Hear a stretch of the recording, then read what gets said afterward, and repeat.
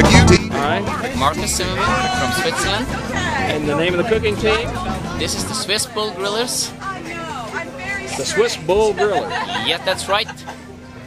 Okay. And they're the first time here in America to compete at the championship. And since about 2 months they try on barbecue before they did some grilling. And they love it. You will see it. Okay. Can you tell us some of your cooking techniques now? Background on the grill? Okay. The main technique is, and the difference is, to the US, it is the Oklahoma Joe barbecue smoker. The difference is that we cook it not so long, and we do not add too much wood taste into it. We leave it more juicy. That's the main difference, okay? And what do you got on the grill here today? Okay, let's have a look inside.